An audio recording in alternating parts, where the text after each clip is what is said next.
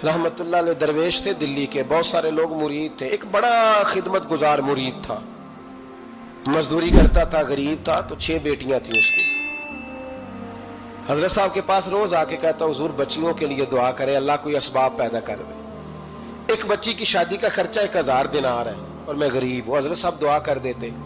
खानका शरीफ के थोड़े ही फासले पर, हजरत जहां बैठ के मुरीदों की तरबियत करते थे, उससे थोड़ा ही फासले पर ना एक ईसाई रहता था, बड़ा मालदार था, बड़ी सारे ऊंट, गायें, भेड़, बकरियां रखी हुई थी और हजरत शरफुद्दीन रहमतुल्लाह अलैह की बड़ी मुखालफत करता था।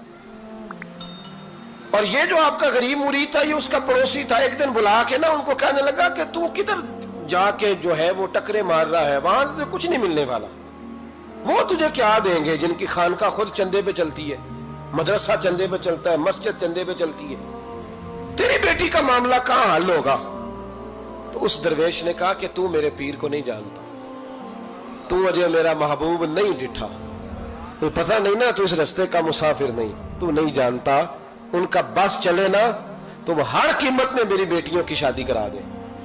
अब वो ईसाई था, कहने लगा अच्छा चलो ठीक है, अगर इतनी बात है ना तो जाओ उनसे जाके कह दो कि 6 साल के लिए मेरे साथ मुआहदा कर लें, तो मेरे जानवरों को चारा डाल दिया करे, 6 साल ड्यूटी करे, मैं 6000 दिनार दे देता हूं। वो मेरे साथ 6 साल मेरे जानवरों को चारा डाले, रखते हैं ना आप चारा डालने के लिए, एडवांस पैसे दे के। अब तो लोग उन्हें भी गुलाम ही बना लेते हैं, बड़ी थोड़ी तनख्वाह देते हैं, जुल्म करते हैं, पूरा मुआवजा नहीं देते। हजरत शेख शरफुद्दीन के बारे में वो कहने लगा, जब अपने पीर से जाके कह के मेरे जानवरों को 6 साल चारा डाले, मैं 6000 दे देता हूं, तू जो कहता है हर कीमत पे जाने को तैयार है। उसने जब ये बात की तो मुरीद ने नाराज हो गया, वो लड़ाई हो गई, गिरबान पकड़ लिया, झगड़ा हुआ, बात बड़ी दूर गई। इस तरह की बात करता मेरे हजरत के बारे में, तेरे जैसे कई मैं वहां काम पे रखा दूं। जब वो बड़ी बहस हुई, बात मोहल्ले में, इलाके में फैल गई, दुनिया ने सुन ली, तो शेख शरफुद्दीन तक भी पहुंच गई। इस तरह झगड़ा हुआ है। लोग सो गए इशा की नमाज के बाद। हजरत साहब ने ना सर पे कपड़ा लिया, उस ईसाई के दरवाजे पे दस्तक दी, वो बाहर आया, फरमाने लगे लोग तो सोच समझ के मुलाजम रखते हैं, तूने भी तो सोच ही लिया होगा, तभी तो मुझे ऑफर की है। तू अपनी ऑफर पे कायम है? वाकई मुझे रख लेगा और 6000 दिनार दे देगा? कहने लगा जा बाबा काम कर अपना। फरमाया नहीं, तूने इतने लोगों में बात की, इतनी बहस हुई, तो कायम है? कहने लगा मैं तो कायम हूं, पर आपने नहीं कायम रहना। फरमाया मैं सोच समझ के आया हूं। उसने कहा आप ड्यूटी करेंगे, भैंसों को चारा डालेंगे? फरमाया एक शर्त, बस जब अजान हो जाए ना तो मुझे रब की नमाज पढ़ने की इजाजत दे देना, बाकी सुबह शाम जो तू कहेगा। अगर उस गरीब की बेटियां ब्याही जाए तो मुझे और क्या चाहिए? उसकी 6 बेटियों का बोझ है उसके सर पे, तू मुझे रख ले। अल्लाह अकबर। वो कहने लगा चले पे मेरे साथ खते बंदगी कर ले। आजकल हम स्टाम करते हैं, उस जमाने में खते बंदगी होता था, गुलामी का खत, काजी शहर के पास, यानी उसका ख्याल था कि चलो स्टाम की बात करूंगा तो भाग जाएंगे। फरमाया चल मैं तैयार हूं। काजी तक गए, तय हो गया, 6000 दिनार दे दिए। हजरत ने मुरीद को बुलाया, फरमाया पुत्र ये ले जा, जा मेरी बेटियों को रवाना कर दे। कहने लगा हुजूर ये क्या कर रहे हो आप, कुछ सोचे? फरमाया यार जब तुझे बेटा बना लिया तो फिर मेरी पोतियां तो लगती हैं ना, मेरा हक तो बनता है ना, जा जाके ड्यूटी कर, उनको ब्याह दे। बात फैल गई। बादशाह भी अकीदतमंद था, वो 12000 दिनार लेके पहुंचा। क्या बताऊं इन रब के बंदों का दिल कैसा होता है, क्या दर्द होता है, क्या रंग। 12000 दिनार लेके बादशाह आया और आके हजरत को पेश किए, का हुजूर आप दें इस ईसाई को, डबल दें और जाए काम करें। आप फरमाने लगे तू पैसे दे, शर्तें ना लगा, मेरा जहां दिल करेगा मैं खर्च करूंगा। मुझे तो मजा ही अब आने लगा है, अभी तो लुत्फ आ रहा है, अभी तो जायका आया है कुछ करने का। पैसे देने हैं तो दे, पाबंदी ना लगा, जहां मेरा दिल करेगा मैं। उसने कहा हुजूर ठीक है रख ले। हजरत ने फजर मस्जिद में पढ़ी, जेब में 12000 दिनार थे, ऐलान फरमाया भी किसी और की बेटी भी बैठी है तो पैसे मेरे पास है। वो 12000 दिनार भी बांट दिया और 12000 दिनार बांट के ना तो फिर चले गए खेत में चारा काटने। उस ईसाई को किसी ने बतलाया कि उनके पास तो 12000 आया है, पर तुझसे जान नहीं छुड़ाई उन्होंने। वादा ये हुआ था कि 6 देंगे तो जाएंगे, जब तक देंगे नहीं तेरे घर में काम करेंगे। वो ना चारा काट रहे थे, हजरत साहब तो वहां पहुंच गया, दूर जाके खड़ा हो गया, कहने लगा बाबा پہلے تو میں نے مسلمانوں کے اخلاق سنے تھے، اب تو میں نے دیکھ بھی لیے، پر یہ بتا جب 12,000 آیا تھا جان کیوں نہیں چھڑائی؟ تو حضرت چارہ کاٹتے کاٹتے رو پڑے، فرمانے لگے تو نہیں نہ جانتا یہ بیٹیاں سانجھی ہوتی ہیں، پتہ نہیں نا؟ میرے رسول پاک نے تو حاتم تائی کی بیٹی کے سر پہ کپڑا رکھ کے کہا تھا بیٹیاں برابر ہوتی ہیں، تو یہ نہیں پتا جب اس کی 6 بیٹیوں کی شادی ہوئی ہے میرے اندر روحانیت کتنی بڑی ہے۔ فرمایا پھر 12,000 آیا ہے تو 2-4 بچیاں پھر گئی ہیں، تجھے نہیں پتا میں اندر سے راضی کتنا ہوں، میں تیری نوکری کرتا رہوں گا، پتہ نہیں اللہ کتنی بیٹیوں کو بیاہ دے گا۔ اتنا رویا وہ عیسائی کے پیروں میں بیٹھ گیا، کہنے لگا بابا میں نے تیری مخالفت کی ہے پر تیرے قریب آ کے پتہ چلا ہے کہ تو بہت اونچے اخلاق کا مالک ہے، اور اگر تیرا یہ مقام ہے تو تجھے اخلاق سکھانے والے محمد عربی کی شان کتنی ہوگی۔ ظالم کی بولیے جاتے نہیں لوگ جھوٹے گواہ بن کے، وکیل صاحب کو نہیں پتا ہوتا کہ یہ بندہ مجرم ہے جو میرے پاس آیا، کیا مجرموں کے وکیل نہیں ہوتے؟ بولے تو اس کو پتہ نہیں ہوتا وکیل صاحب کو کہ یہ صاحب مجرم ہے، میرے پاس مقدمہ لے کے آئے، اور اگر بے ادبی نہ ہو جائے تو میرا خیال ہے قاضی عدالت کو بھی پتا ہوتا ہے کہ مجرم کون ہے اور مظلوم۔ میرے نبی پاک صلی اللہ علیہ وسلم نے اس قدر زیادہ سختی فرمائی اس مسئلے میں، فرمایا جس کو پتا تھا کہ فلاں آدمی ظالم ہے، ظلم کر رہا، پھر وہ ظالم کا گواہ بنا یا اس نے ظالم کی مدد کی، کتنی کی؟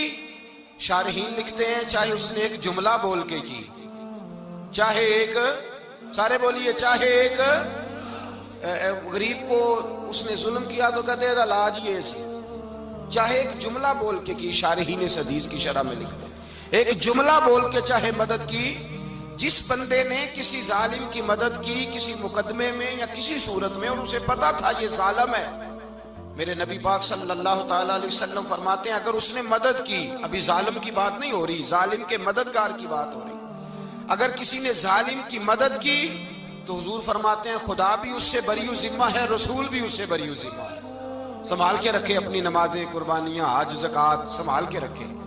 اگر ظالموں کا مددگار ہے، الیکشن آ لینے دے، آپ کو نظر آ جائے گا کون کون ظالموں کا مددگار ہے، نظر آ جائے گا۔ اپنی جیب سے لوگ پیسے دے کے ظالموں کی مدد کریں گے، ان کے فلیکس چھپوائیں گے، بورڈ لگوائیں گے، جیبوں سے پیسے دے کے۔ ہم نے خود آگ لگائی ہے چمن میں اپنے، بے سبب گردشی ایام کو الزام نہ دو، ہم نے خود نور کا ظلمت سے کیا ہے سودا، کر کے توہین سحر شام کو الزام نہ دو۔ ظالموں کے مددگار میدان میں آ گئے، یہ چھوٹا لفظ نہیں، میرے حبیب پاک صلی اللہ علیہ وسلم نے فرمایا جو ظالم کا مددگار ہے سن لے جو سجن کے ساتھ کچہری جاتا ہے، وہ یاد رکھے جو دوست کا گواہ بنتا ہے، وہ یاد رکھے جو کہتا ہے میں مانگی گیا تھا، مجھے بلایا گیا تھا قبضہ چھڑانے کے لیے کسی غریب بیوہ کی جائیداد پہ، وہ سن لے تو مدد کر کے نہیں آیا، تو خدا کے ذمے سے نکل گیا ہے۔ رسول پاک نے فرمایا تیرا میرا تعلق ختم ہو گیا، تو ظالم کا مددگار ہو گیا، پھر تو کہتا میں بے چین ہوں، میں بے قرار ہوں، میں آزمائش کا شکار ہوں، پلٹ کے دیکھ تو صحیح تیرا گناہ کتنا بڑا ہے۔ میرے نبی پاک صلی اللہ علیہ وسلم کا ایک اور فرمان سن لیں، ابن ماجہ ابو داؤد میں موجود ہے، اس حدیث کو آپ نے یاد کر لینا ہے، کر لیں گے انشاءاللہ، سارے کہیے انشاءاللہ، کر لیں گے یاد۔ حضور صلی اللہ علیہ وسلم نے فرمایا اگر تو ظالم کی مدد کرے گا نا، یہ لفظ دل کی تختی پہ لکھ لینا، یہ مکافات عمل ہے، مکافات عمل دنیا، ادھر کرو گے تو ادھر بھرو گے۔ فرمایا اگر تو کسی ظالم کی مدد کرے گا، سن لے حضور کا فرمان ہے، اگر تو ابن ماجہ ابو داؤد سیاہ میں موجود ہے، فرمایا اگر تو کسی ظالم کی مدد کرے گا تو رب تعالیٰ مرنے سے پہلے تیرے اوپر بھی ظالم کو مسلط کر دے گا، تیرے اوپر بھی ایک دفعہ ظلم ضرور ہوگا اگر تو ظالم کی، وہ کسی صورت میں بھی ہو سکتا ہے، کسی صورت میں بھی تیرا بیٹا ہی اٹھ کے ظلم کر دے گا، تو الجھ جائے گا، کسی نہ کسی جگہ تیرے لیے تباہی کا سامان ہوگا، تیرے اوپر ظلم ہوگا، اس لیے کہ تو ظالموں کا مددگار ہے۔ چاہیے یہ تھا کہ تو مظلوم کی مدد کرتا، انسانی ایمانی یقین کا فریضہ سر انجام دیتا، تو ظالموں کا مددگار ہو گیا۔ ٹٹول کے دیکھ لیں، رزلٹ نکال کے دیکھ لیں، ہمارے زمانے میں ظالموں کے مددگار زیادہ ہیں، اتنی لمبی زبانیں نکال کے ظالموں کی مدد کرتے ہیں، بڑے بڑے کالم نویس اللہ نے انہیں قدرت دی لکھنے کی، تو اپنا قلم ظالموں کی مدد میں خرچ کرتے ہیں۔ وہ لوگ جن کو اللہ تبارک و تعالیٰ نے قدرت دی، ہمت دی، طاقت دی، کچھ لوگ ان کے حلقہ احباب میں، وہ اپنے لوگوں کو استعمال کر کے ظالموں کی مدد کرتے ہیں، ظالموں کی مدد کرتے ہیں۔ میرے نبی کریم سید عالم نور مجسم صلی اللہ علیہ وسلم نے فرمایا، اگر تو نے ظالم کی مدد کی تو جب تک تو توبہ نہیں کرے گا رب تجھ سے ناراض ہی رہے گا۔ اللہ تجھ سے، او بھائی جس سے رب بھی ناراض ہو گیا، نہ کھانا نہ پینا نہ سونا نہ جاگنا نہ نیند، پھر تیری ہر چیز تیرے لیے آزمائش ہو جائے گی، پھر تیرا سایہ بھی تیرے لیے خوف کا سامان بنے گا، پھر زندگی جیتی جاگتی لاش بن جائے گی، تو اپنے کندھوں پر اپنی میت اٹھائے پھرے گا جب تو ظالم کا مددگار ہوگا۔ اور نبی پاک صلی اللہ علیہ وسلم نے فرمایا ظالموں کا مددگار بھی ظالم ہوتا ہے، ظالموں کا مددگار بھی، سارے بولے ظالموں کا مددگار بھی نہیں، کو نہیں، آپ سارے نہیں بولے، ایک دفعہ بولے ظالموں کا مددگار بھی، پکی بات ہے، ظالموں کا مددگار بھی۔ اللہ اکبر، جس کا یارانہ ہو، جس کا دوستانہ ہو، جو کہے میں نے نا اس کو اوکھے ویلے کے لیے ظالم کو یاد رکھا ہوا ہے۔ کبھی مشکل میں رکھے نہیں ہوئے لوگوں نے ظالم دوست، کہتے میں نے رکھے ہوئے ہیں، بلکہ ہمارے دیہات میں تو کہتے ہیں میں نے بازو بنائے ہوئے ہیں۔ کس کو بازو بنا لیا؟ ظالم بھی کبھی بازو ہوتا ہے، جو ظلم کی تلوار لیے میدان میں کھڑا ہے۔ قارون، حامان، فرعون، نمرود کا حال نہیں لوگوں نے دیکھا؟ اپنے زمانے میں آپ نے کتنے لوگ نہیں دیکھے جن کے سائے سے، آواز سے لوگ کانپتے تھے؟ پھر پولیس کی گاڑیوں میں وہ اس طرح مردہ پڑے کہ دنیا نے تماشا دیکھا ان کا۔ یہ رنگ ہم نے دیکھے نہیں اپنے آنکھوں سے۔ فرمایا ظالم کا مددگار بھی، جو کار میں بٹھا کے لے کے گیا وہ بھی ظالم، جس نے چائے پلائی وہ بھی، جس شخص نے کھانا کھلایا وہ بھی، جو کچہری تک ساتھ گیا وہ بھی، جس نے فلیکس کے نیچے، بڑے شرابی کے نیچے چھوٹی اپنی فوٹو لگائی وہ بھی، جو ووٹ کی پرچی ڈالنے گیا وہ بھی۔ کہہ دینا باہر نکل کے کہ حضرت صاحب نے سیاسی تقریر کی ہے، کہہ دینا، پر بات تو سچی ہے نا۔ خوگرے حمد سے تھوڑا سا گلا بھی سن لے، خوگرے حمد سے تھوڑا سا بھی گلا۔ امام مالک کے پاس ایک بندہ آیا، اس نے کہا حضور میں درزی ہوں، ایک ظالم بادشاہ مجھ سے کپڑے سلواتا ہے، میں تو ظالموں کا مددگار نہیں نا۔ ایک ظالم بادشاہ مجھ سے، حضور میں تو مددگار نہیں نا ظالموں کا، جو فرمایا ظالموں کا مددگار بھی ظالم ہوتا ہے، تو کپڑے لے کے آتا ہے میں سی کے دے دیتا ہوں، ذمہ داری نہیں۔ یہ ایک آدمی دکاندار ہے، اس سے کوئی بندہ چیز خریدنے آئے گا تو تھوڑی کہے گا میں نے نہیں دینی، تو دے گا۔ کوئی بندہ اگر کسی شخص سے کوئی کام کہتا ہے جو اس کی فیلڈ ہے، اس کا شعبہ ہے، اس کا معاش کا وہ سلسلہ ہے، کہتے ہیں یا رسول اللہ صلی اللہ علیہ وسلم ظالموں کا مددگار بھی ظالم، حضور نے فرما دیا۔ تو امام مالک سے بندے نے مسئلہ پوچھا، دل کی تختی پہ لکھنے والی باتیں ہیں، کہا حضور میں درزی ہوں، ظالم کپڑے سلواتے ہیں، میں تو مددگار نہیں نا۔ امام صاحب کہنے لگے نہیں، مددگار تو وہ ہوگا جو تجھے سوئی دھاگا فراہم کرے گا، تو پورے کپڑے سی کے دیتا ہے، تو خود بہت بڑا ظالم ہے، تو پورے سوٹ سی کے دیتا ہے، تو بہت بڑا ظالم خود ہے۔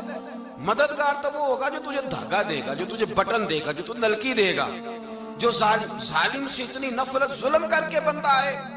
یہاں تو ہمارے زمانے میں ہیرو بن جاتے ہیں لوگ، ظالم ہیرو ہے، لوگ اس سے ڈرتے پھرتے ہیں، گھومتے پھرتے ہیں، اور بہت سارے کم مزاج لوگ اس کے پیچھے ہاتھ باندھ کے پھرتے ہیں۔ ظالموں کی مدد کرنا، ظالموں کے ساتھ رہنا، یہ ظلم ہے، ظلم، یہ زیادتی ہے۔ میرے نبی پاک صلی اللہ تعالی علیہ وآلہ وسلم نے ارشاد فرمایا، یاد رکھو رب فرماتا ہے میں مظلوم کی مدد ضرور کروں گا، چاہے جلدی کروں چاہے دیر سے کروں، میں مظلوم کی مدد۔ اور حضور صلی اللہ علیہ وسلم نے فرمایا ہے، حضرت معاذ بن جبل کہتے ہیں حضور نے مجھے یمن کا گورنر بنایا، جب میں جانے لگا نا تو حضور نے بڑی نصیحتیں کی، بخاری میں موجود ہے، فرماتے ہیں جب میں پلٹنے لگا تو میرے رسول نے فرمایا معاذ ایک منٹ ٹھہر جا، ایک بات میری یاد رکھنا، اس کو نہ بھولنا۔ کہا حضور کیا؟ فرمایا دیکھنا کسی پہ ظلم نہ کر بیٹھنا، کہیں تجھ سے زیادتی نہ ہو جائے۔ محبوبہ پھر حضور نے فرمایا سن میرے معاذ، میں تجھے گورنر بنا رہا ہوں، زیادتی نہ کر بیٹھنا۔ یا رسول اللہ صلی اللہ علیہ وسلم کیا ہوتا ہے؟ تو میرے کریم نے فرمایا جب مظلوم دعا کے لیے ہاتھ اٹھاتا ہے تو عرش کا مالک کہتا ہے فرشتوں پیچھے ہٹ جاؤ،